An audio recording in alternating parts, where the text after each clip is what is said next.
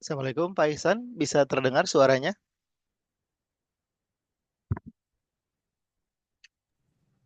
Bisa, Pak. Oke, kita langsung aja ya Terima Pak ya. kasih. Silakan. Ya, Muhammad.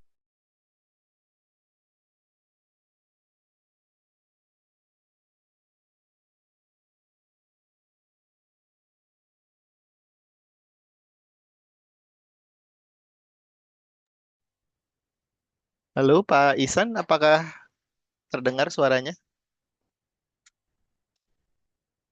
Bapak Ibu tampaknya ada kendala jaringan ya di Pak Ihsan ya, Pak Denny ya. Betul. Betul. Suara saya gimana? Jelas? Jelas-jelas. Kita Oke, mulai aja siap. ya. Mohon izin saya take over dari sini. Bismillahirrahmanirrahim. Assalamualaikum warahmatullahi wabarakatuh. Assalamualaikum. Oke, Ibu dan Bapak, Learning Partners Kelas Kreatif Indonesia, terima kasih telah hadir di sesi malam hari ini. Alhamdulillah kita memasuki sesi FGD yang ke-42 ya, Kang Denny. Walaupun ada kegalauan nih dengan kurikulum Merdeka, tapi kita jalan Ya, terus ya. ya. Dalam artian kita berfokusnya di esensinya aja ya. Kalau misalnya pembelajaran di kelas kan saya pikir tidak jauh berbeda apapun kurikulumnya. Kita semua berpusat kepada siswa ya, memberikan layanan terbaik kepada siswa. Sehingga mudah-mudahan apa yang kita pelajari hari ini bisa nanti bermanfaat untuk kita semua dalam pembelajaran di kelas. Alhamdulillah ada sahabat saya, rekan saya, Kang Denny Kodrat dari Sumedang yang telah hadir pada malam hari ini. Sebenarnya ada yang ngewapri Kang, pertanyaannya ini Oh, betul universitasnya katanya 11 April. Iya betul kata saya gitu. Pas saya Google Google lagi ternyata ada 11 Maret ya gitu. Jadi ada. ya, jadi apakah ini takutnya 11 Maret, tapi alhamdulillah ini 11 April ya Ibu dan Bapak semua. Oke, sambil menunggu Pak Ihsan untuk bergabung kembali, mohon izin ya Kang Denny untuk memperkenalkan kembali komunitas pendidik kelas kreatif Indonesia. Sekedap Ibu Bapak. Karena mudah-mudahan hari ini ada rekan baru juga gitu kan yang belum mengenal dengan komunitas kita. Tampaknya kendala jaringan itu dikarenakan hujan ya. Cukup merata ya hujan. Di Sumedang hujan nggak, Kang Denny? Di Sumedang baru haridangna, Kang Deden. Baru Belum belum hujan sampai sekarang. Untuk hari ini belum hujan. baru bayeng yangnya gitu ya. Nah, iya, iya. Apakah sudah terlihat, Kang Denny? Jelas, jelas. Jelas. Oke. Oke, Ibu dan Bapak mohon izin ya untuk memperkenalkan kembali komunitas pendidik kelas kreatif Indonesia. Seperti yang saya sampaikan tadi di awal, hari ini kita memasuki FGD Kurikulum Merdeka in Practice yang ke-42. Saya pikir setelah membaca slide-nya tadi cukup generik ya, Kang Denny isinya. Jadi mudah-mudahan bisa relevan dengan kebutuhan Ibu dan Bapak. Karena pertanyaan terkait dengan pembelajaran berkualitas juga mungkin ada beda-beda persepsi ya. Sehingga mudah-mudahan hari ini kita mendapatkan insight yang berbeda dari Kang Denny atau Pak Denny. Malam hari ini, Alhamdulillah ada Pak Denny yang akan membersamai kita. Presentasi selama 30 menit dilanjutkan dengan diskusi. Mudah-mudahan Ibu dan Bapak nanti bisa bertanya sebanyak-banyaknya kepada beliau karena beliau juga sering memberikan materi di BPGP atau Dinas Pendidikan Provinsi Jawa Barat. Jadi sebagai salah satu narasumber yang sangat kompeten. Ibu Bapak, komunitas pendidik kelas kreatif Indonesia ada di bawah Kelas Kreatif Indonesia Foundation. Alhamdulillah. Di ini adalah sebuah personal learning community atau personal learning network atau communities of practice yang dibentuk tahun 2008 dan alhamdulillah sampai dengan hari ini saya pikir kita sudah memiliki lebih dari 7.000 learning partners yang terutama berada di WhatsApp ya. Siapa saja learning partnersnya? Ada guru, ada dosen, ada staf dari Kemendikbud, ada ibu rumah tangga, ada pengajar tutor dan lain sebagainya. Alhamdulillah kita semua berkumpul di satu komunitas dengan visi dan misi yang sama, yaitu untuk apa ya? Ikut serta dalam sebuah platform pengembangan profesional secara informal. Nanti diharapkan kita semua menjadi lifelong learner ya, Ibu Bapak, terus belajar. Oleh karena itu, pembelajarannya sebenarnya dilakukan secara kontinu ya di WhatsApp grup terutama. Jadi Ibu Bapak diharapkan untuk eh, bisa membaca materi-materi yang diberikan setiap pagi di WhatsApp-WhatsApp yang berbeda. Jadi kalau misalnya kelas kreatif Indonesia itu saat ini berfokus di refleksi, English Club berfokus di public speaking, IKM berfokus di video, kemudian yang profisiensi berfokus di vocabulary ya. Ibu Bapak silakan disesuaikan dengan kebutuhan masing-masing.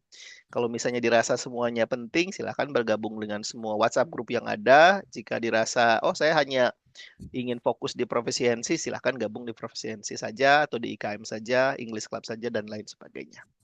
Oke, kok sosial media kita ada 3 ya Ibu Bapak. Yang pertama ada Instagram. Silakan jika memiliki Instagram boleh follow karena ada beberapa informasi yang tidak di-share di WhatsApp dan hanya di-share di Instagram. Kemudian kita ada Facebook. Kemudian kita ada WhatsApp. Jadi jika Ibu dan Bapak teman-teman kreatif ingin berdiskusi sebenarnya tidak di WhatsApp gitu, tapi bisa di Facebook ya. Karena di sana kita misalnya ada post kegiatan, silakan boleh berkomentar, kemudian boleh kita lakukan diskusi di sana. Oke, ini adalah pengurus dari Yayasan Kelas Kreatif Indonesia. Kemudian jargon kita bersinergi ya. Saya lupa lagi malah jargonnya apa ya. Saya harus baca kembali. Pokoknya berhubungan dengan kolaborasi dengan berbagai lembaga yang ada di Indonesia untuk pendidikan di Indonesia. Jadi alhamdulillah kita banyak bekerja sama dengan lembaga-lembaga Universitas Negeri Semarang, kemudian Dinas Pendidikan Kota Bandung melalui MGMP Bahasa Inggris SMP Kota Bandung, MGMP Bahasa Inggris SMA Kota Cimahi, Transformi, British Council, MGMP Kabupaten Sumedang ya, SMP Bahasa Inggris, Twinkle, Cimahi, American Corner, kemudian UIN juga. Jadi Ibu Bapak silakan jika nanti ada ide atau gagasan untuk berkolaborasi dengan Kelas Kreatif Indonesia, boleh hubungi nomor admin yang ada di WhatsApp masing-masing ya. Oke, kegiatan berikutnya kemungkinan Desember kita libur dulu ya Ibu Bapak akhir tahun, tapi sampai dengan akhir November terutama untuk yang WA Group English Proficiency kita sedang mempersiapkan untuk mengikuti kembali English Core ya. Dan saat ini kita sedang berusaha memaksimalkan exam skills kita sehingga nanti kita bisa siap dan mendapatkan hasil terbaik ketika mengerjakan English Core. Itu saja tampaknya perkenalan terkait Kelas Kreatif Indonesia. Karena Kang Ihsannya sudah ada, saya serahkan kembali kepada Kang Ihsan untuk melanjutkan sesi kita. Terima kasih. Terima kasih Pak Dadan. Mohon maaf semuanya, tadi ada kendala teknis. Selamat sore, selamat malam buat semuanya. Perkenalkan, nama saya Ihsan Hikmawan, guru Bahasa Inggris di SMA Negeri 13 Bandung. Pertama, terima kasih sudah hadir pada acara hari ini, insya Allah dengan tema yang cukup menarik, Shifting Perspective, Quality Mindset of English Learning. Hari ini kita akan membahas bersama-sama mengenai pentingnya mengubah cara pandang dalam belajar bahasa Inggris, khususnya barangkali memiliki quality mindset atau pola pikir berkualitas yang bisa membawa kita ke hasil pembelajaran yang lebih baik tentunya. Seperti yang Ibu Bapak ketahui semuanya, memang ya bahasa Inggris masih menjadi bahasa komunikasi internasional yang amat sangat penting untuk kita pelajari, terutama di bidang pendidikan. Begitu, bisnis juga seperti itu, sosial dan sebagainya. Makanya pada malam hari ini insya Allah ada pemateri yang sangat expert di bidang shifting perspective ya, atau quality mindset, karena saya baca CV-nya itu ternyata beliau Pak Dr. Denny Kodrat SPD MPD, tulisannya amat sangat banyak ternyata Bapak Ibu semuanya. Begitu. Saya coba bacakan beberapa barangkali. Pertama, beliau sebagai expert in education, China Asian Technical Corporations, berkontribusi dalam kegiatan Youth Talk and Seminar Pendidikan bersama Go Study Global Education. Nanti barangkali kita bisa mengikuti jejak beliau ya di sana. Terus juga beliau menjadi anggota penyusun Restra Universitas 11 April. Begitu. Dan juga karya-karya beliau dari sebagai penulis buku, terus juga artikel-artikel yang saya coba intip di global di Scholar-nya ternyata cukup banyak juga Bapak Ibu. Insya Allah itu akan menjadi referensi buat kita ke depannya, begitu.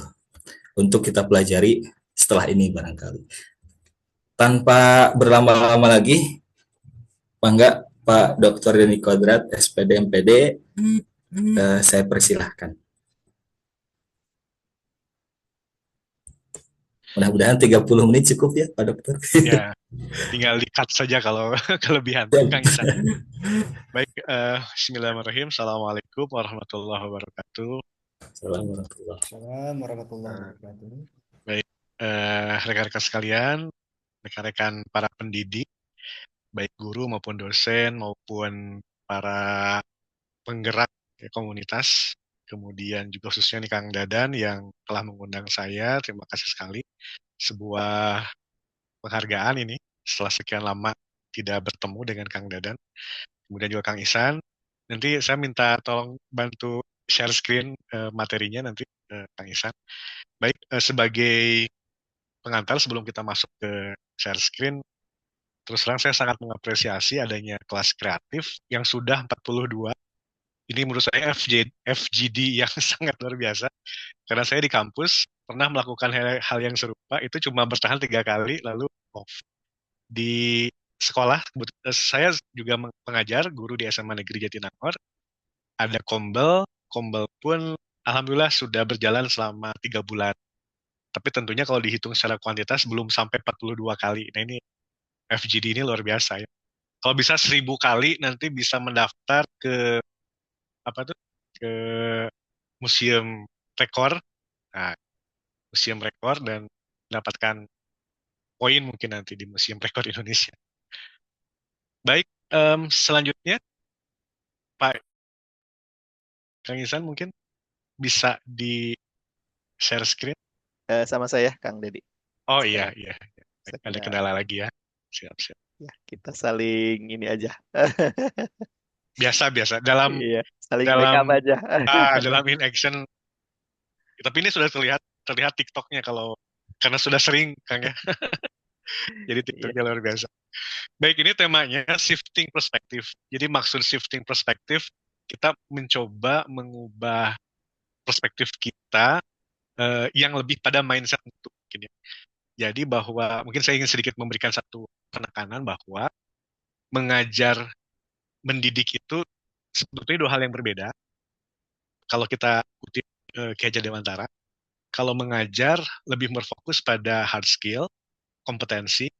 Kalau dalam konteks bahasa Inggris berarti bagaimana siswa mampu berbicara dengan lancar, siswa mampu membuat tulisan berbahasa Inggris gitu. Itu kaitan dengan mengajar. Tentu kita harus profesional di bidang itu. Tapi ada yang paling penting juga bahwa dalam mengajar pun harus dibingkai dengan aspek mendidiknya, soft skill-nya. Di mana soft skill itu penting agar ilmu yang dimiliki oleh siswa itu akan memiliki dampak yang baik, yang positif, yang bermanfaat bagi kita semua. Tentunya bagi para guru, bagi kita semua, ketika siswa kita sudah mah pinter, terus soleh, itu akan menjadi sebuah amal jariah yang luar biasa ketika kita selesai di dunia ini gitu. Itu mungkin poin pentingnya. Nah, saya ingin masuk pada yang lebih detail atau mungkin yang umum dulu terkait dengan mutu. Silahkan Kang Dadan digeser. Baik, ketika tadi Kang Dadan mengatakan di awal, banyak kita yang memiliki pemahaman yang berbeda-beda tentang betul. Dan bahkan kalau kita buka media sosial, ya, iklan-iklan, kata-kata mutu, kata-kata kualitas itu bahkan menjadi barang dagangan, menjadi semacam tagline. Padahal walau alam, apakah dalam konteks, kalau dalam proses apakah itu bermutu atau tidak, yang penting semua orang menjajakan bahwa kamilah yang bermutu, kamilah pengajar yang bermutu. Di sekolah kamilah akan menghasilkan pendidik lulusan-lulusan yang bermutu. Namun ketika kita tanya, atau kita mengajukan pertanyaan, apa itu mutu? Nah ini mulai mulai bingung. Ada yang mendefinisikan mutu itu sebagai kualitas.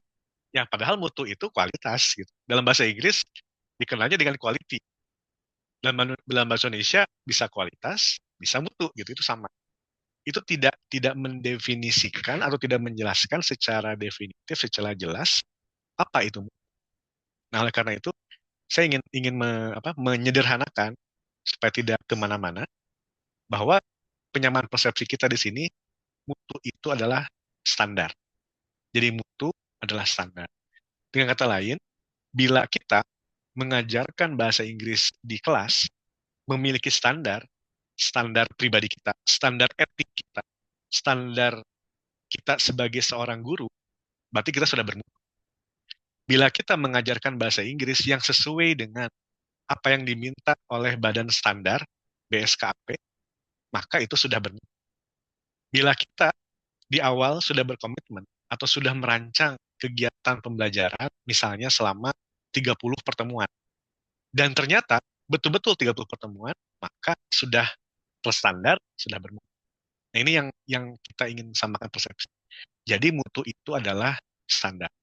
Mungkin pertanyaan berikutnya muncul, apakah ada guru-guru yang mengajarkan tanpa bermutu atau tanpa terstandar? Ya, kalau saya bilang tidak ada juga naif mungkin ya. Namun intinya begini, ketika kita terjebak dalam satu situasi nyaman atau autopilot, ya, otomatisasi gitu, atau dalam istilah ini mah direct teaching ya, baru berpikir materi apa ketika sudah ada di kelas atau ketika masuk ke pintu kelas baru berpikir materi naonnya gitu. Kemudian lalu udahlah daripada nggak ada materi, udah weh kasih kuis, kasih soal, anak disuruh mengerjakan, berarti itu tidak terstandar. Karena standar itu harus berdasarkan suatu sistem atau satu siklus begitu ya, satu sistem satu siklus. Dan ini dilakukannya di awal. Baik Kang Dadan, kita lihat lagi. Nah, kalau tadi kita berbicara standar, mutu itu adalah standar, maka muncul lagi pertanyaan, untuk apa standar tersebut?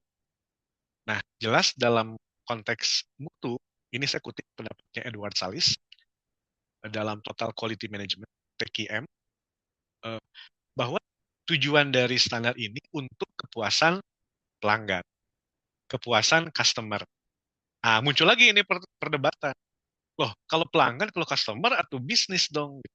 Kan bukankah pendidikan itu bukan bisnis? Bukankah pendidikan itu bukan transaksi, jual beli gitu ya? Nah, ini kita coba luruskan. Bapak Ibu sekalian, pendidikan itu adalah layanan jasa, service, ya, layanan jasa. Dan suka tidak suka, layanan jasa itu ya pasti ada dua pihak, bahkan mungkin lebih. Ada pihak yang memberi jasa, ada pihak yang mendapatkan jasa. Nah, pihak yang mendapatkan jasa itu kita sebut sebagai customer, sebagai pelanggan. Sementara yang memberi jasa itu ya pihak yang sebagai aktornya, pelakunya. Nah, ketika seorang pelaku memberikan layanan pembelajaran, berarti kan kepada customer ya, kepada siswa. Nah, maka muncullah istilah customer. Nah, cuma uniknya dalam pendidikan ada terbagi dua customer itu. Ada internal customer, ada external customer. Pertanyaannya, siapakah internal customer? Ya, internal customer itu orang-orang atau pihak-pihak yang ada dalam lingkup sekolahnya. Misalnya guru itu internal customer. Dia akan menjadi customer, pelanggan bagi siapa? Bagi orang yang memberikan layanan kepadanya.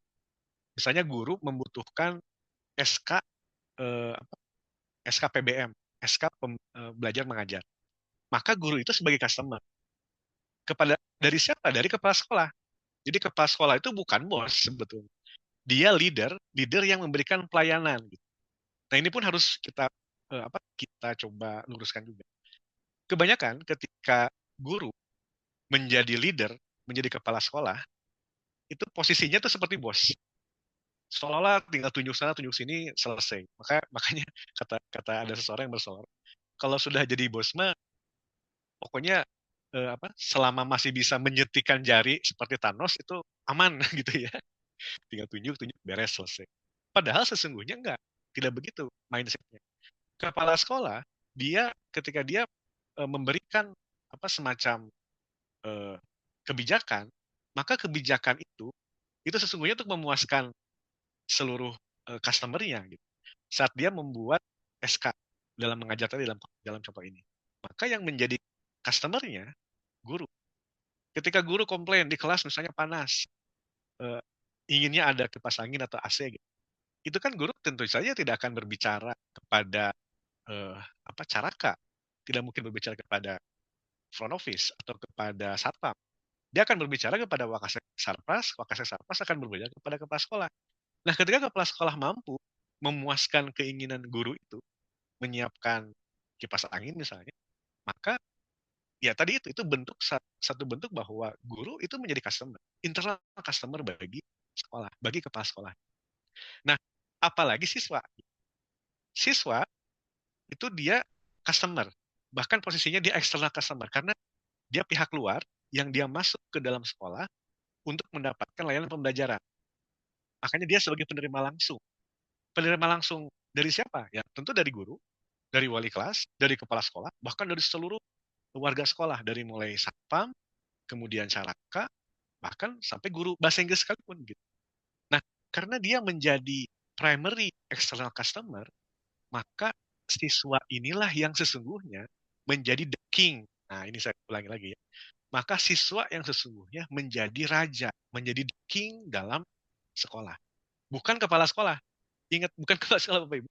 Kepala sekolah itu leader. Leader itu sesungguhnya pelayan. Makanya ada konsep servant leader. Pemimpin yang melayani. Sesungguhnya, raja yang sesungguhnya itu adalah siswa. Makanya sebetulnya real ya, dalam proses-proses pembelajaran, konsep pembelajaran saat ini. Yang berpihak pada siswa, ya memang karena siswa dia sebagai customer. Memang siswa sebagai raja, kingnya. Bagi siapa? Bagi guru, wali kelas, kepala sekolah, semuanya. Nah ini, oleh karena itu maka penting bagi kita semua, bagi para guru, untuk mengenal siswa kita ini, profilnya, akademiknya. Makanya perlu juga asesmen awal, kemampuan bahasa Inggrisnya sejauh mana. Ketika tahu bahwa bahasa Inggrisnya itu misalnya levelnya A misalnya ya, kemudian anak tidak bisa lancar, nah berarti ini tanggung jawab kita sebagai guru untuk memberikan layanan yang terbaik bagi mereka agar, nah ini ada konsep GIGO, GIGO.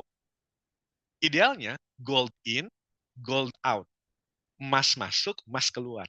Tapi tidak menutup kemungkinan GIGO itu, GIGO itu, garbage in, gold out. Nah, itu yang paling bagus. Yang masuknya kurang bagus, ketika diproses dalam sekolah, dia menjadi gold, menjadi emas. Itu yang paling bagus. Itu bagus ya, ideal begitu. Tapi jangan sampai gold in, garbage out. Emas masuk, malah sampah yang keluar. Nah, ini kurang bagus. Nah, itulah mengapa pentingnya untuk mengetahui profil siswa. Nah, selain siswa sebagai external customer, sebagai primary customer, ada juga yang secondary, yaitu orang tua, pemerintah, bahkan sekolah selanjutnya.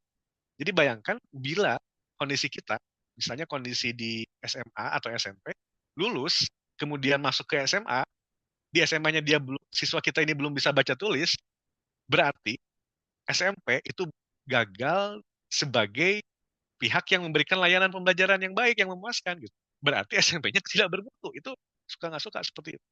Begitu juga ketika perguruan tinggi komplain kepada SMA, karena ternyata lulusan SMA-nya itu kurang tidak memenuhi standar akademik yang ditetapkan di semester 1 atau semester 2 di universitas tersebut, ya harus menerima bahwa layanan pembelajaran Anda itu tidak berkualitas. Kenapa? Ya karena tidak memuaskan kami sebagai tadi itu secondary, external customer gitu. Itu konsep mutu secara umum. Gitu. Baik, karena dan selanjutnya. Nah, sehingga kalau kita coba runut ya, pembelajaran bermutu itu, nah ini kalau kita coba runut dari konsep pertama, dia harus punya standar, yang kedua memuaskan pelanggan, maka pembelajaran bermutu itu dia harus memiliki standar, ya. Kemudian yang kedua harus memuaskan pelanggan. Bisa disebut pelanggannya itu happy, bisalah happy learning boleh. Kalau kata Pak Menteri Muti itu joyful learning boleh. Atau mau apa lagi belajar pembelajaran yang menyenangkan silahkan gitu. Yang penting memuaskan pelanggan. Ketika dua ini sudah terpenuhi, maka kita bisa mengklaim bahwa pembelajaran kita bermutu. Nah, selanjutnya Kang Nada. Baik Bapak Ibu sekalian, nah mindset mutu yang ingin saya coba sampaikan pada kesempatan yang baik ini yang kita sebut dengan standar. Jadi ada standar, plan, do, check, act. Ada perencanaan, ada pelaksanaan, kemudian ada pengecekan, monitoringnya, monefnya, lalu hasil dari monef itu diperbaiki menjadi aktivitas yang selanjutnya. Kemudian berikutnya menjadi plan lagi.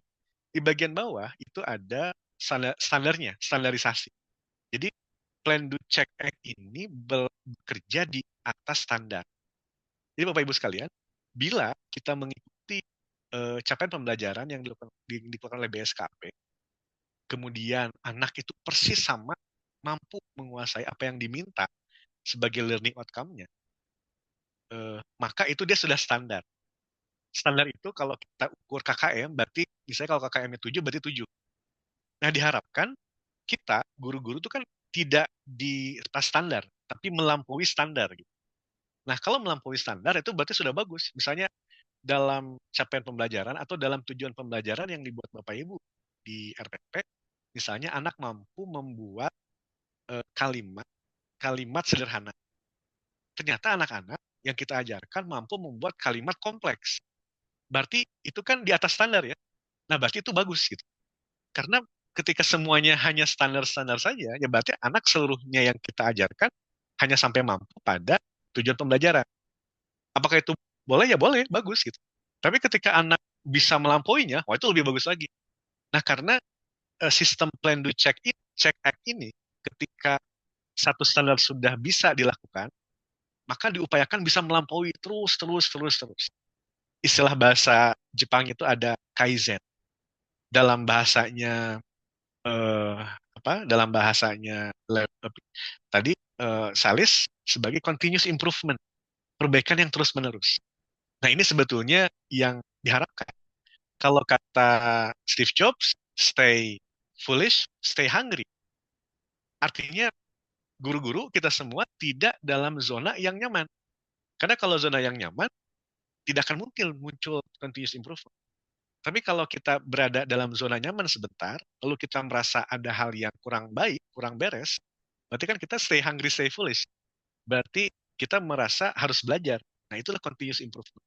Sehingga prasyarat untuk melakukan siklus ini, kita sebagai guru memerlukan tadi continuous improvement, self-learning-nya, komunitas belajarnya. Ya termasuk apa yang dibuat oleh Kang Dadan ini juga luar biasa, memfasilitasi semua guru untuk belajar. Bukan berarti belajar itu, saya udah tahu.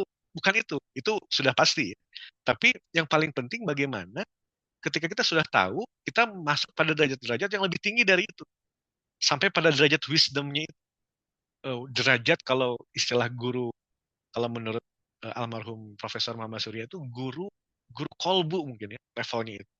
Dimana ketika dia mengajar, Bang, yang kan mengajar misalnya tenses, grammar. Tapi anak-anak itu ketika datang gurunya, dia merasa teduh, merasa nyaman, merasa tenang.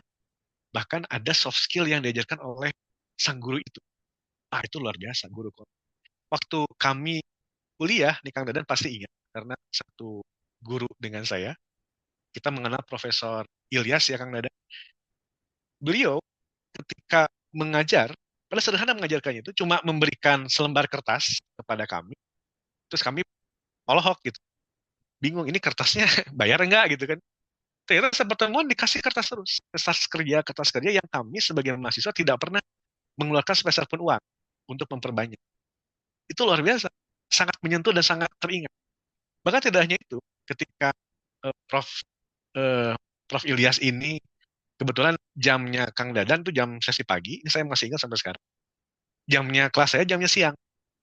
Dan Prof Ilyas ada rapat karena beliau menjadi rektor juga di salah satu sekolah tinggi pada saat itu. Beliau memaksakan dirinya untuk hadir datang ke kelas kami yang sedang mengajar di gedung Pentagon waktu itu di lantai 3, naik ke atas tangga di usianya yang sudah sepuh, lalu memberikan tugas, mengatakan mohon maaf, saya tidak bisa hadir untuk sesi yang kedua karena ada rapat. Nah ini tolong kerjakan tugasnya, nanti minggu depan dibahas. Itu luar biasa, selevel profesor di tahun 98 kalau tidak salah. Nah, artinya ada guru-guru yang tipikalnya seperti itu. Guru kolbu yang mungkin saya ingin yang saya dapatkan ya, bahwa ketika kita belajar dengan profesor itu, tidak hanya atau dengan guru tersebut, tidak hanya mendapatkan aspek pengajarannya, tapi ada aspek pendidikan. Dan ini yang yang menurut saya membentuk karakter-karakter siswa kita seharusnya. Gitu Kang Dadang. Selanjutnya. Nah, sekarang saya masuk pada eh, ini students happy ini ya. Bagaimana nih bisa membuat student kita happy in learning? Tentu yang pertama kalau kita mengikuti alur tadi harus ada perencanaan, harus ada planning. Problemnya planning ini seringkali dianggap tidak penting karena kita selalu sudah autopilot. Ada gitu-gitu aja sekolah mah. Ada gini-gini aja, selalu begitu. Padahal sebetulnya prinsipnya ketika kita melakukan rencana, sebetulnya 70% kita sudah merampungkan kegiatan itu. Ini saya kutip dari Brian That Frog dari Brian Tracy. 70% Bapak Ibu. Jadi ketika Bapak Ibu dengan teman-teman di sekolah merencanakan pembelajaran, misalnya di awal semester atau mungkin di tengah semester, itu sesungguhnya kita tengah merampungkan 70% kegiatan pembelajaran. Apa yang kita lakukan, mungkin dalam satu semester ini mau apa saja, kemudian per bulannya, per minggunya, bahkan per pertemuannya. Jadi kalau misalnya tadi kita anggarkan, kita rencanakan 30 pertemuan, kita sudah tahu pertemuan 1, 2, 3, 4, dan seterusnya itu mau apa saja. Apalagi ketika sekolahnya, manajemen di sekolahnya juga memiliki mindset yang sama. Sama-sama mengkomitmenkan sesuai dengan agenda, dengan kalender akademiknya. Ini luar biasa. Karena banyak sekolah juga yang terkadang suka mendadak. Jadi suka banyak emergensi atau suka banyak kegiatan-kegiatan dadakan. Nah ini yang support system yang memang harus diperbaiki. Tapi hal yang ideal ketika baik itu guru maupun pihak sekolah itu saling atau membuat semacam kalender akademik yang disepakati sehingga tidak ada kegiatan-kegiatan dadakan di tengah jalan. Nah itu luar biasa. Nah sehingga rencana inilah yang harus dilakukan oleh para guru, oleh kita semua. Nah, plannya. Cuman pertanyaannya, supaya lebih konkret lagi, apa yang harus kita lakukan untuk siswa kita tuh happy ketika belajar? Itu pun harus didesain, harus direncanakan. Nggak bisa, nanti aja, on the spot. Nggak bisa begitu. Lanjutkan, ada.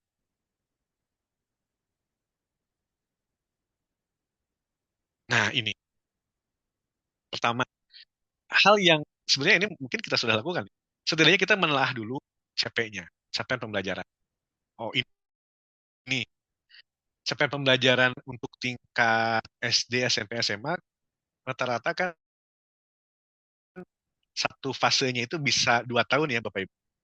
Bisa 2 tahun. Termasuk mungkin di SMA juga ada yang 1 tahun, fase E ada yang 2 tahun. Deep learning sebetulnya itu. Jadi kalau sekarang ada ungkapan Pak Menteri, sekarang harus deep learning. Ini deep learning juga, kenapa? Karena bayangkan satu fase 2 tahun. Gitu. CP-nya itu diselesaikan dalam waktu 2 tahun. Fase F misalnya di SMA itu 2 tahun kan. Materinya kan kalau bahasa Inggris mungkin materinya menurut saya tidak begitu banyak gitu.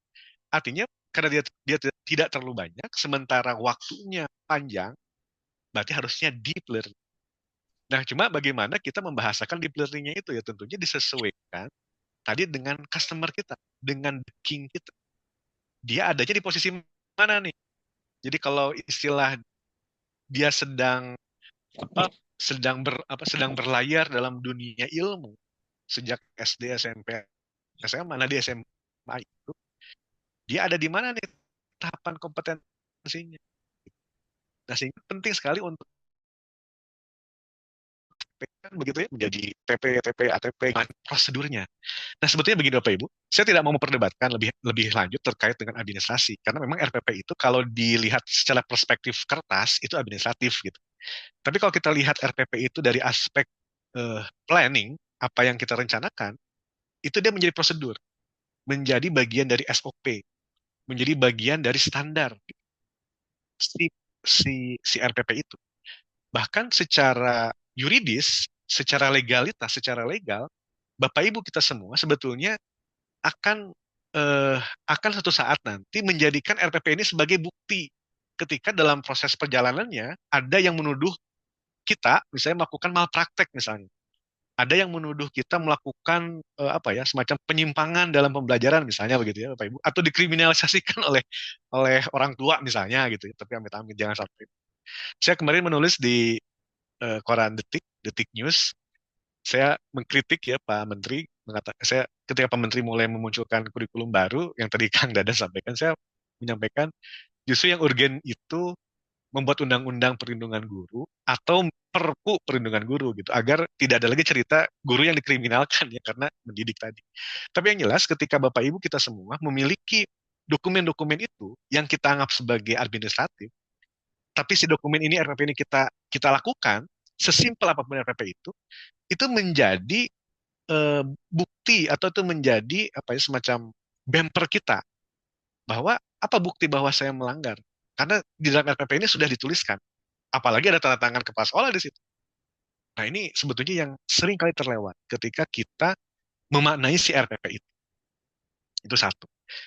Yang kedua, dalam RPP itu kita sebagai guru kan bisa tadi membuat skenario pembelajaran yang memberikan ruang. Nah ini sebetulnya bahagianya itu prakarsa bagi siswa, kreativitas bagi siswa, kemandirian bagi siswa, terus pembelajaran yang sesuai bakat, minat, perkembangan fisik, serta psikologis siswa gitu. Coba, itu kan kita akan berpikir nih gimana caranya. Misalnya menit pertama setelah absen, ice breaking. Kita harus berpikir ice breakingnya seperti apa. Kemudian setelah ice breaking, masuk pada materi. Misalnya materinya reading. Kalau reading cuma membaca, kan bosen.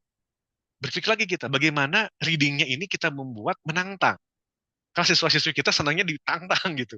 Akhirnya kita buat, oh udah saya buat jumble sentence atau jumble paragraph. Bahkan jumble paragrafnya juga supaya menantang ditempelkan satu kelas itu tempel di mana-mana. Atau mungkin ada yang simpan di luar kelas. Dan seterusnya. Itu bisa kita tuangkan di dalam RPP itu, Bapak Ibu. Artinya, aktivitas di dalam kelas itu, aktivitas yang well planned, well prepared, terdokumentasikan dengan baik dalam prosedur RPP itu. Itulah standar sesungguhnya dalam pembelajaran. Nah, sayangnya, sayangnya ini RPP ini kadang-kadang apa ya istilahnya itu dibenci tapi disayang. Dibenci karena kita malas, mungkin karena nggak terbiasa gitu ya Kang Dada. Disayang ketika akreditasi atau supervisi gitu. Karena supervisi pasti yang ditanya mana RPP-nya, mana RPP-nya. Tapi seringkali tadi mungkin malam ini kita berkontemplasi bahwa betapa kalau kita ingin memiliki mindset mutu, berarti RPP itu harga mati menurut saya. Sesederhana apapun RPP itu. Boleh ditulis dalam kertas, boleh diketik, boleh di manapun. Yang penting guru memiliki skenario.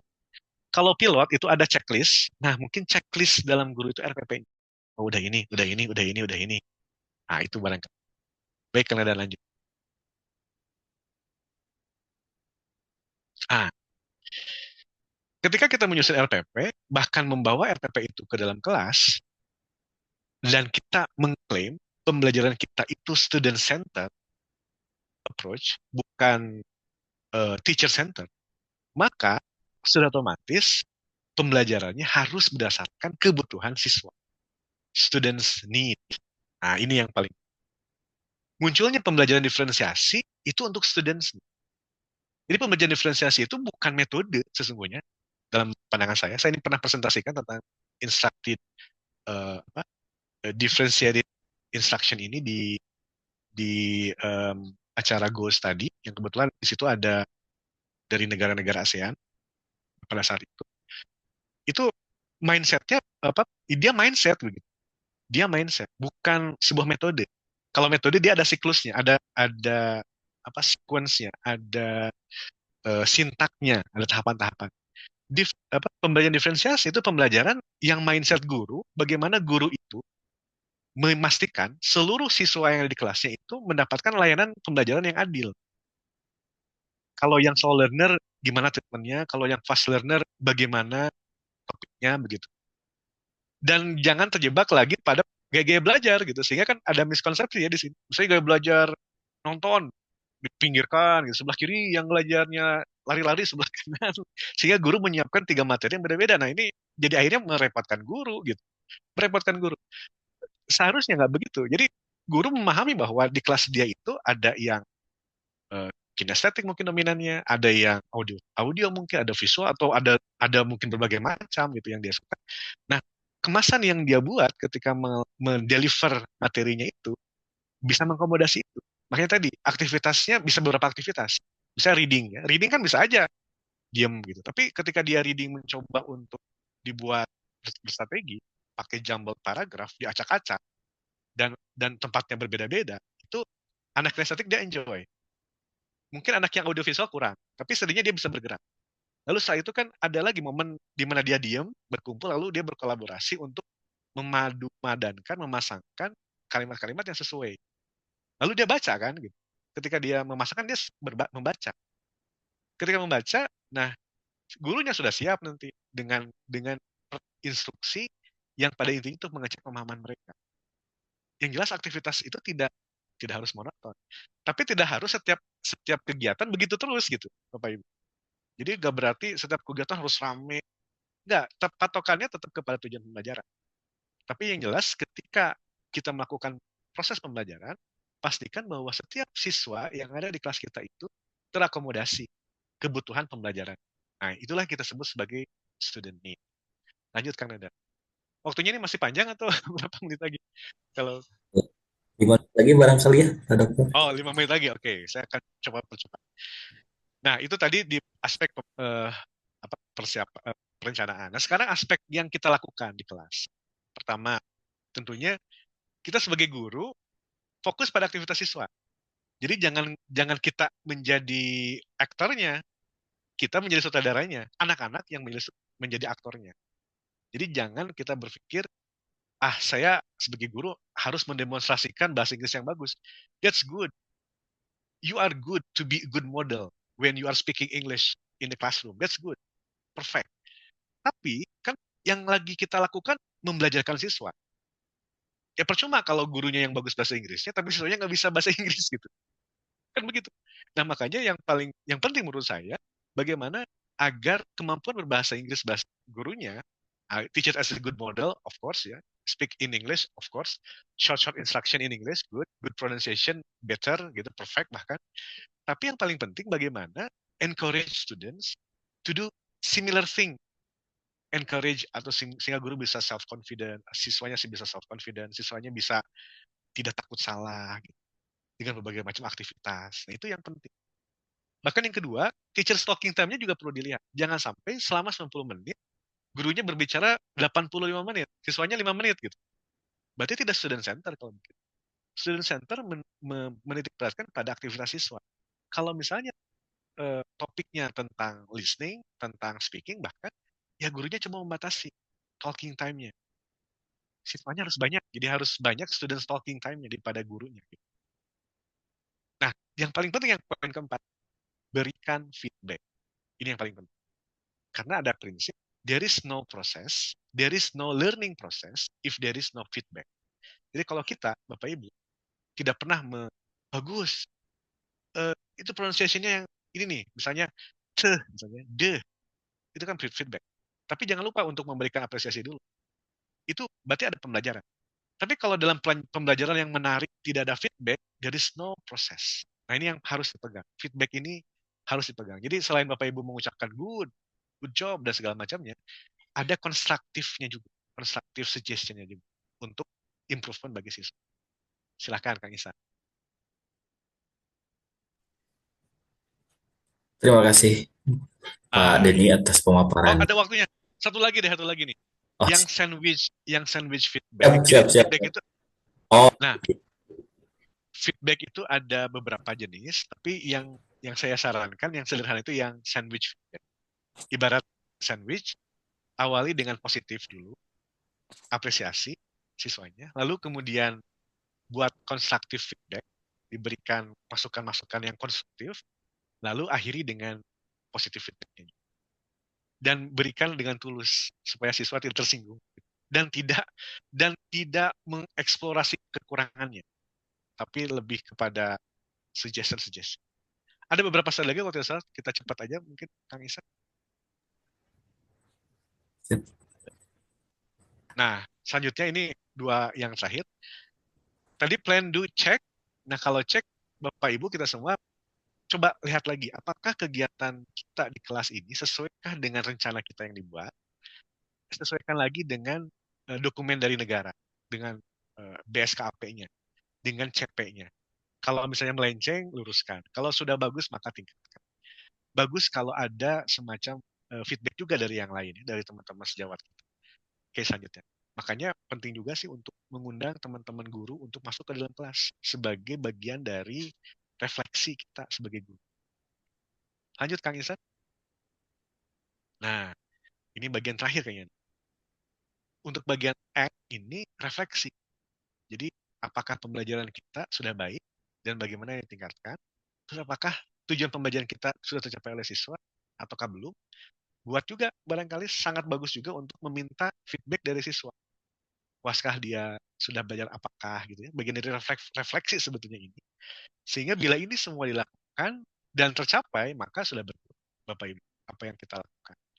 Tapi kalau ternyata eh, kita tidak melakukan itu, ya jangan-jangan tadi masih harus ditingkatkan. Gitu.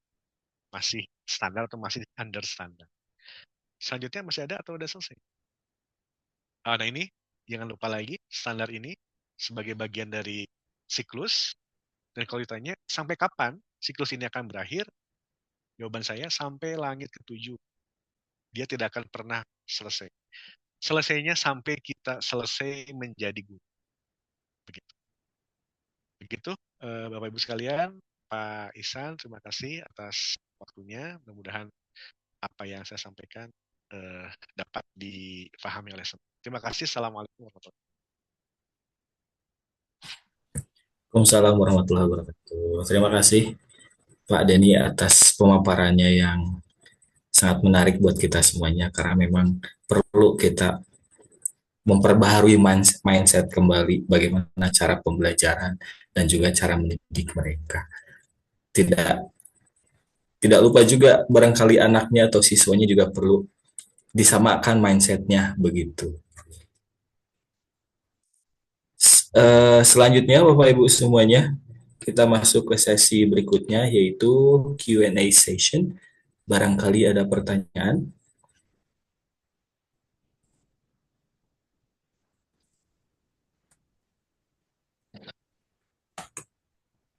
Bisa raise hand.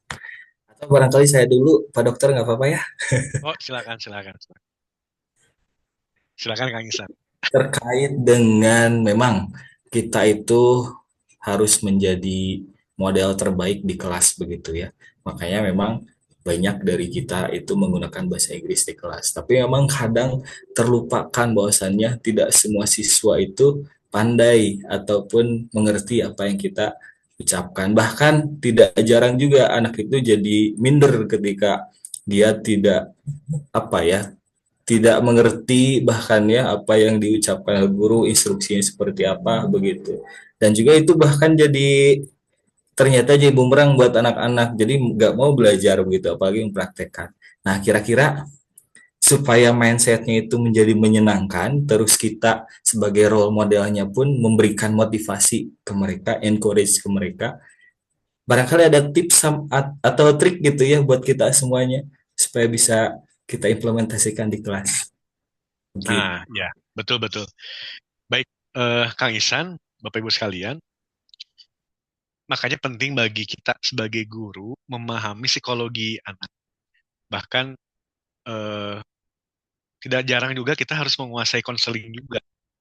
Karena bisa jadi tujuan kita meminta siswa itu untuk membaca misalnya ya. Dia nggak mau membaca karena memang nggak bisa gitu. Malah ujungnya ditertawakan oleh teman-temannya, itu menjadi bullying akhirnya. Menjadi bullying dan ujungnya dia mengklaim diri dia sebagai saya memang bodoh gitu nggak bisa bahasa Inggris. Nah itu yang menjadi persoalan. Makanya kalau kita ya tadi assessment awal itu sangat penting untuk melihat profil siswa kita. Kalau kita melihat bahwa kemampuan umum dari siswa kita ini ternyata di bawah standar standar SMA gitu ya, maka ya mau tidak mau mungkin kita mengurangi gitu, mengurangi penunjukan si A, si B, si C gitu ya, mengurangi lebih pada grouping-grouping di grup kecil kita mau tidak mau ya harus harus bicara ke setiap setiap kelas itu, setiap kelompok-kelompok siswa itu. Jadi kita nggak bisa secara klasikal terus gitu. Eh, Barangkali nanti di ujungnya bisa baru secara secara klasikal memberikan apa semacam komen. Cuma yang jelas poin pentingnya kita harus tahu dulu profil siswa kita di kelas kita itu. Apakah dia masuk pada levelnya under, standar atau di atas. Nah, problem yang kedua dalam bahasa Inggris itu kita nggak punya standar dalam bahasa Inggris. BSKAP ataupun apa buku teks utama pun ini apakah kita membuat standar sendiri, standar khusus Indonesia, atau mengadopsi standar dari misalnya Pearson atau standar Cambridge atau standar apa itu beda-beda. Sehingga kita harus hati-hati juga dalam memilih buku ajar atau bahan ajar. Jangan sampai nanti bahan ajarnya bagus, misalnya diadopsi dari luar, tapi siswa kita tuh belum mencapai ke sana. Kemampuan mereka mungkin masih tingkat SD gitu. Nah ini pinter-pinternya kita sebetulnya. Makanya kembali ketika kita mengklaim ingin student center, kita harus harus betul-betul mengenal dulu medan kita, audiens kita, siswa kita. Bila siswa kita semuanya itu ternyata siswa yang sama sekali memang nggak bisa bahasa Inggris, faktanya dan mungkin begitu ya, faktanya meskipun dia ada di SMA begitu, dan kita nggak mungkin menyalahkan SMP ya, dalam kasus ini, ya barangkali bukan berarti kita kalau gitu saya harus ngajarin A B C D E juga dong kalau begitu. Menurut saya nggak begitu juga. Berarti pembelajaran kita, materi yang kita sampaikan di dalam kelas, ibaratnya begini, misalnya materi kita itu tangga nomor 5. Nah, berarti scaffoldingnya, penanggaan kita untuk mencapai 5 itu mau nggak mau harus dari 0. 0, 1, 2, 3, 4. Sehingga yang biasanya pembelajaran materi ini satu pertemuan selesai, nah berarti untuk kelas ini nggak bisa satu pertemuan. Harus 4 pertemuan. Karena kita ngambilnya dari minus dulu mungkin. Dari ini mencapai nilai 6, minus 4 dulu nih, minus 4, minus 3, minus 2, minus 1, baru mungkin masuk ke 0, 1, 2, 3, 4. Memang pasti agak panjang. Tapi menurut saya hal yang bagus sebetulnya yang baik dalam kurikulum Merdeka dengan penggunaan CP ini, karena dia waktunya tidak dikejar-kejar gitu. Nah, guru sesungguhnya bisa lebih lebih apa ya, lebih eh, kreatif sebetulnya untuk membelajarkan siswa yang memiliki kemampuan yang berbeda-beda. Cuma yang jelas hentikan tadi misalnya kan anak-anak suka gini. Baik siapa yang bisa baca paragraf pertama dia tunjuk si A misalnya. Itu mereka itu sebetulnya lagi ngebully si A itu karena dia nggak bisa baca gitu. Terus ketika kita bilang oke A baca dan dia nggak bisa, ketawain semuanya. Nah menurut saya itu juga harus hati-hati. Nah daripada seperti itu mending kita dengarkan atau mending kita membacakan siswa yang mengikuti kita. Nah itu misalnya bisa dilakukan. Oke anak-anak ikutin kalimat per kalimat. Dan menurut saya nggak jadi masalah. Anak itu dilatih untuk berbicara dengan kita yang satu kalimat mereka ikutin, kalimat berikutnya mereka ikuti. Mereka sedang berlatih membaca kan sebetulnya pronunciation yang bagus gitu. Dan itu menurut saya it's okay gitu. Gitu Kang Is.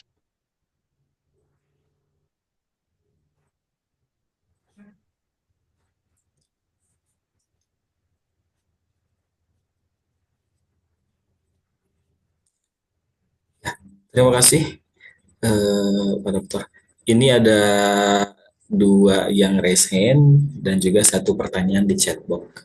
Kita akan berlanjut dulu barangkali ke raise hand. Bu Vina, silahkan. Assalamualaikum. Assalamualaikum Waalaikumsalam warahmatullahi wabarakatuh. warahmatullahi wabarakatuh. Ya, Kang Denny, saya mau bertanya. Ini saya hafal nih. Salam buat Kang Kang, Adi. Ya, ya. Waalaikumsalam, mangga dia sampaikan. Gini ya Kang, kan saya teh baru masuk ke dunia sekolah ya, primary school. Nah, kan judulnya masih kalau idealisnya mah membawa mutu ya, mutu pengajaran, udah sekolah gitu kan ya. Tapi saya terbentur ternyata oleh manajemennya gitu. Jadi di sekolah ini tidak ada SOP yang tegak untuk menjalankan pembelajaran yang hari kita mah kan inginnya meaningful gitu ya. Nah ini mah untuk menuju ke arah meaningful teh jauh gitu ya. Masih dibilang konvensional ya gimana gitu ya. Tapi ari buku udah pakai yang Cambridge Wah, kurikulum gitu kan. Jadi guru bahasa Inggrisnya di situ tuh asa nah, kayak gini gitu ya. Terus tidak ada SOP yang tegak mengenai standar mutu pembelajarannya bagaimana. Terus eh yang bikin tidak nyaman itu adalah supervisi itu dilakukan sampai 4 kali setahun gitu kan. ada pra supervisi, lalu ada supervisi, dan kalau tadi relate ke sandwich feedback ya, saya lihat nggak ada positif, konstruktif, dan positif lagi nggak ada gitu. Selalu berakhir dengan negatif feedback bahwa semua yang dilakukan oleh guru itu Salah. nggak pernah ada Eh, bagus-bagusnya gitu ya. Bagusnya.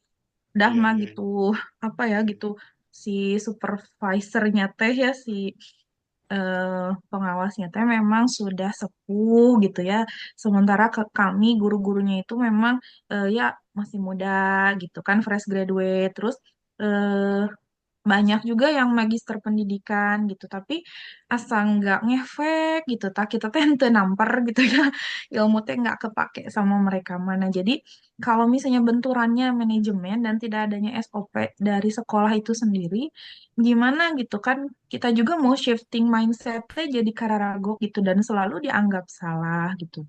Seperti itu ya Kang. Dan yang sedih sih ini setiap tahunnya selalu banyak guru yang resign, termasuk jadi saya juga termotivasi untuk resign, jadi kayak mau shifting mindset ke pembelajaran yang lebih eh, menyenangkan untuk murid gitu ya, malah jadi kita nyata kayak kena mental gitu, kayak gitu. Seperti itu, mohon pencerahannya. Hatur nuhun. Assalamualaikum. Alhamdulillah terhubung Bu Vina. Ada nih kita tampung dulu aja ya, boleh, gitu. boleh, boleh. 3 lah barangkali ya cukup. Terus yang kedua, Ibu Kesi dari DEC. Silahkan Ibu, nanti setelah itu saya bacakan yang di chat box. Singkat aja Bu ya, silahkan.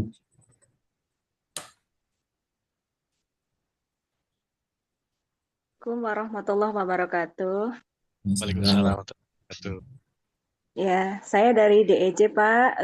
Mau bertanya, saya kan mengajar itu beberapa level, kadang-kadang di dalam satu waktu gitu. Nah, ketika mengajar beberapa level itu, saya merasa kurang kurang maksimal gitu dalam mengajar. Nah, saya takutnya itu kalau tidak apa namanya, tidak bisa eh, mencapai target, atau anak-anak saya itu, anak-anak didik saya itu tidak tidak dapat apa yang mereka inginkan gitu. Jadi yang ingin saya tanyakan, bagaimanakah cara saya agar bisa memaksimalkan pengajaran saya, eh, apa namanya, dalam waktu yang sedikit, dalam waktu yang 1,5 jam lah, sehingga bisa mencapai target yang murid saya inginkan. Terima kasih, Pak. Assalamualaikum. Baik, sebentar, boleh saya bertanya, Bu Kesi? Ya, Pak. Itu satu level dalam satu waktu itu gimana maksudnya, Bu? Ibu Eh, mengajar di jam yang sama, di ya, beda-beda kelas? ya, Oh, betul. jadi Bu lari ke sana kemari, atau gimana? Itu Atau, saya jadikan satu satu tempat, satu kelas gitu. oh, Mohon, biar jadi biar siswa kelas 1, 2, 3 dalam satu ruangan gitu, iya, itu level satu. Ada yang level level satu. ya, itu dicampur, soalnya mereka bisa datangnya di waktu itu gitu. Oh, oke, Ibu ini di kursusan atau di sekolah? Oh, kursusan, Bu Itu ya? kursusan. Oh, oke, iya, iya. Baik. Terima kasih, Terima Pak. kasih. Sama, Bu. Iya. Terima kasih Ibu. Eh, Jawab dulu barangkali ya Pak Denny ya. Nanti saya Iya. chat. Jadi pertanyaan-pertanyaan luar biasa semua ini. Yang pertama Saya harus, terkait dengan support ya, system ya, betul, gitu. betul. Punya leader jadi bos ternyata. Aduh, iya. Itu curhatan eh, yang memang jawabannya tidak bisa jawaban sederhana ini, Bu Vina. Ini karena kaitan SOP ya. SOP itu nggak ada, ya SOP nggak ada itu. Jadi gini Bapak Ibu sekalian, ciri sekolah bermutu itu dia memiliki standar. Standar itu tidak bisa diucapkan, tapi dituliskan gitu. Makanya prinsip mutu itu, tuliskan apa yang dilakukan, lakukan apa yang dituliskan. Jadi kalau kita hanya omon-omon saja gitu ya, terus ditanya mana buktinya, oh nggak ada, pokoknya begitu aja. Itu masih belum bermutu. Bermutu itu syaratnya itu ada standar, standarnya bisa dibaca, ada dokumennya, dokumennya itu kemudian diterapkan, ada eviden gitu. Jadi eviden itu bukti bahwa si dokumen itu dilaksanakan. Misalnya tadi ya, misalnya Bapak Ibu masuk ke kelas. Bukti bahwa Bapak Ibu masuk kelas apa? Berarti kan menandatangani agenda kelas. Kemudian ada RPP-nya. Ya kan itu buktinya. Nah, sementara sekarang kita balik begini. Bapak Ibu rajin ke kelas, tapi tidak pernah menandatangani agenda kelas. Tidak pernah mengabsen siswa. Tidak memiliki RPP.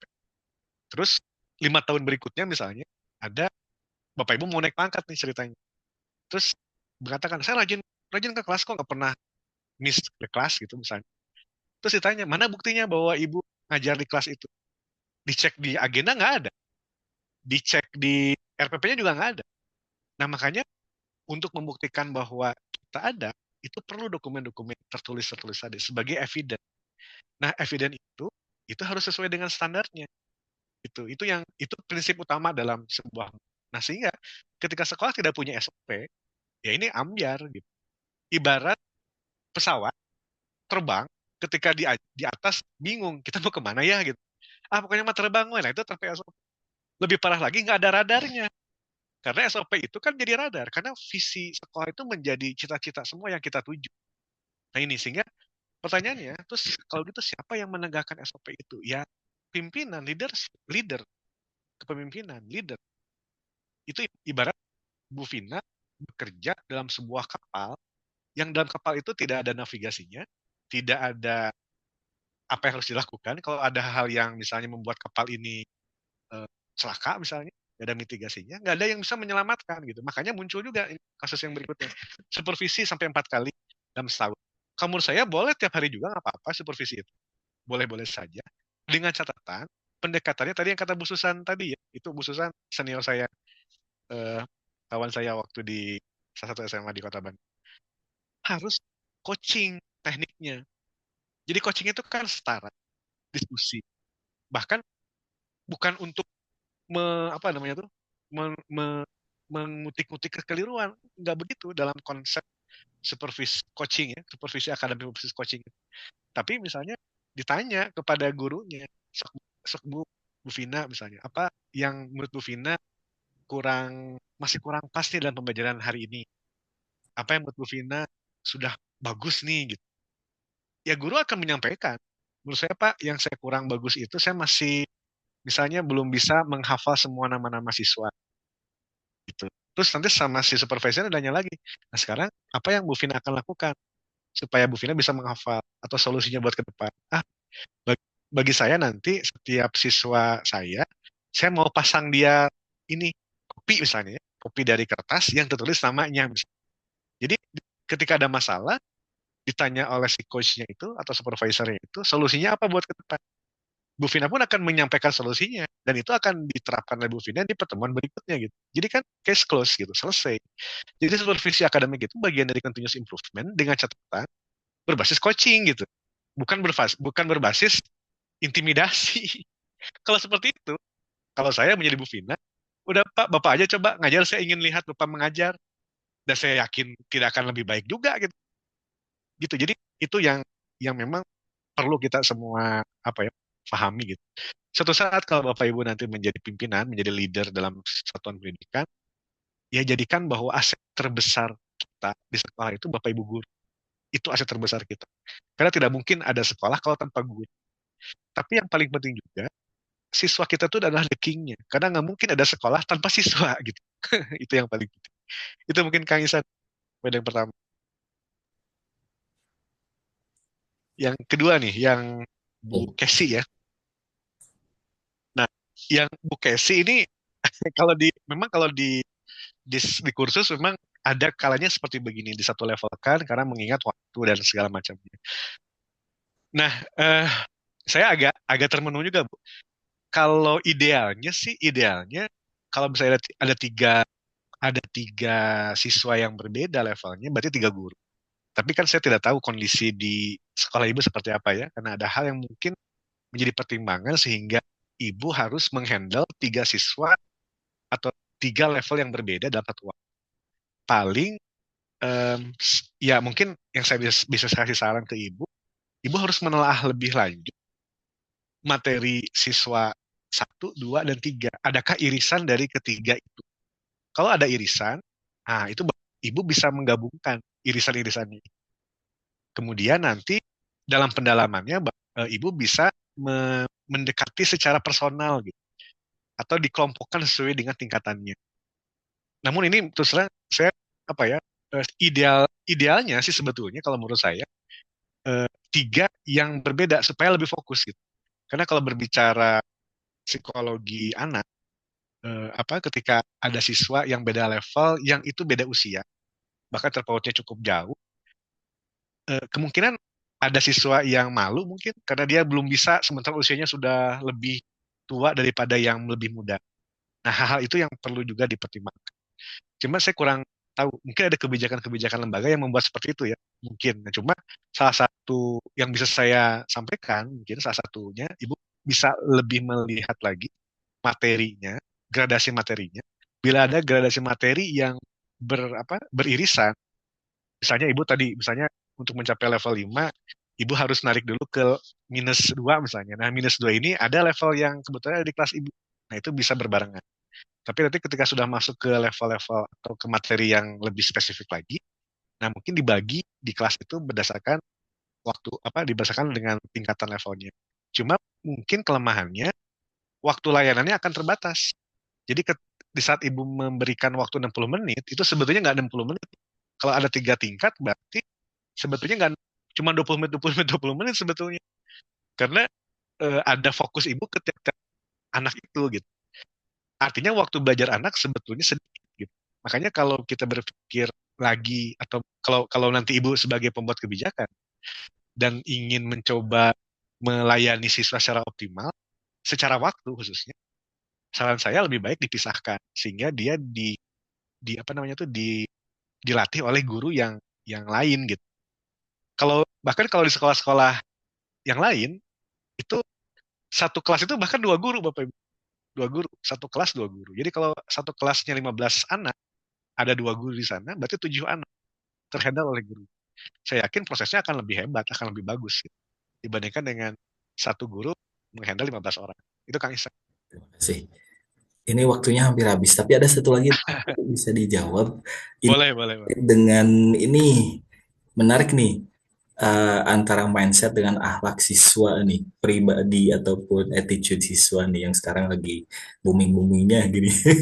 Mudah-mudahan bisa dengan 1-2 menit barangkali. Mudah-mudahan nanti juga ada pertemuan lanjutannya pada Dadan ya. Siap, siap. Baik, saya ingin mengakhiri dengan kutipan dari Ali bin Abi Thalib radhiyallahu anhu.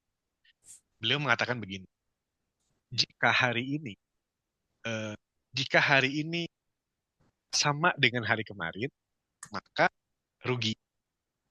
Jika hari kemarin atau mohon maaf, jika hari ini lebih baik dari kemarin, maka Anda beruntung. Jika hari ini sama dengan kemarin, Anda merugi. Jika hari ini lebih buruk dari kemarin, maka Anda termasuk orang-orang yang terlaknat. Itu kutipan dari Ali bin Abi Thalib. Dalam konteks mindset mutu yang perlu kita sampaikan kepada anak-anak, mungkin perlu refleksi pada mereka.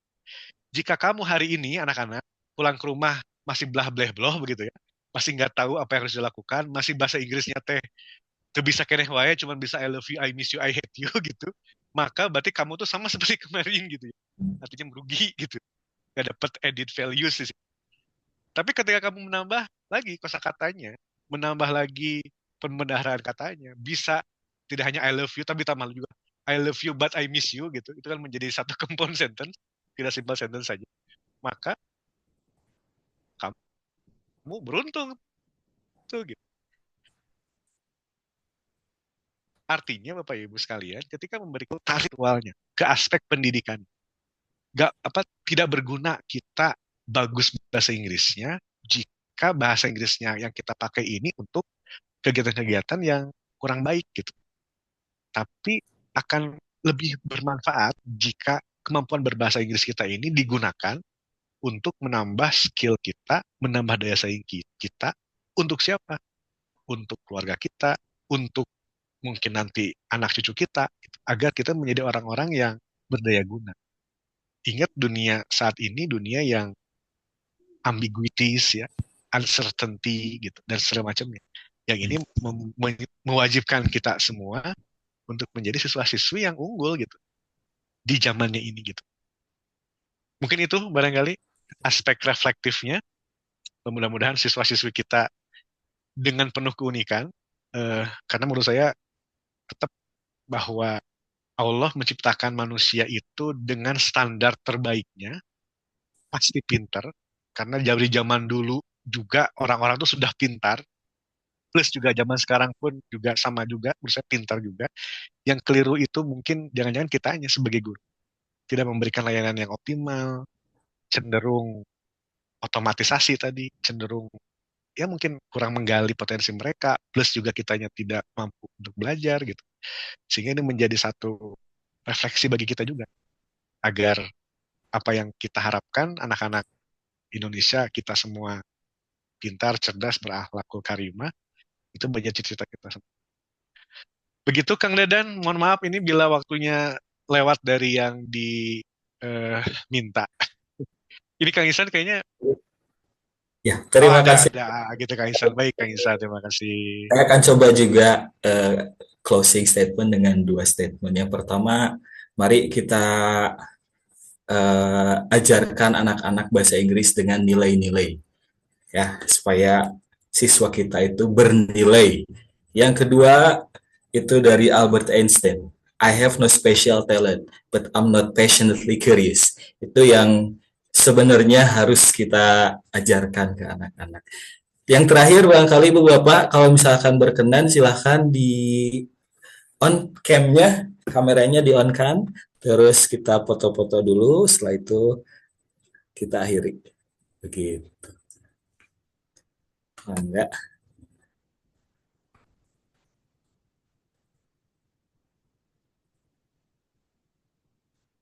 Sama Pak Dadan barangkali ya.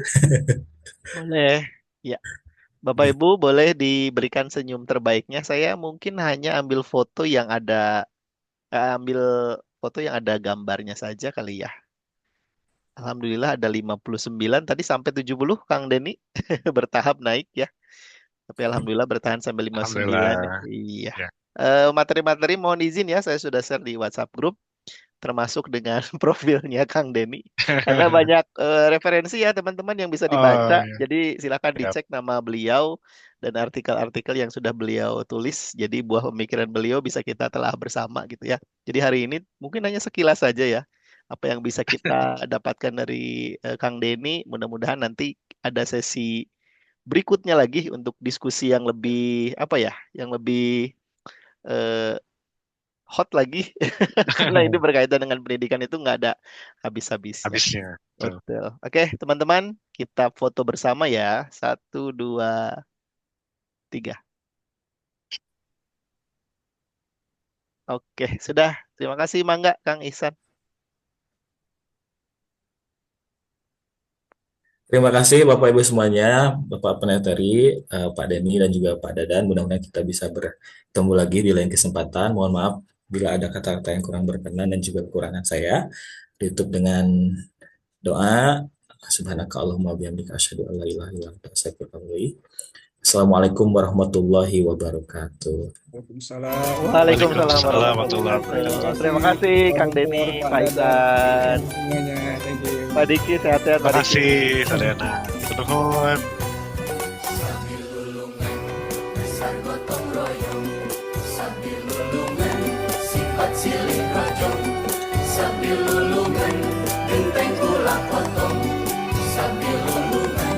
Persatuan tembok sambil lulungan, dasar gotong royong sambil lulungan, sifat silih rojong sambil lulungan, genteng pula potong sambil lulungan, persatuan tembok.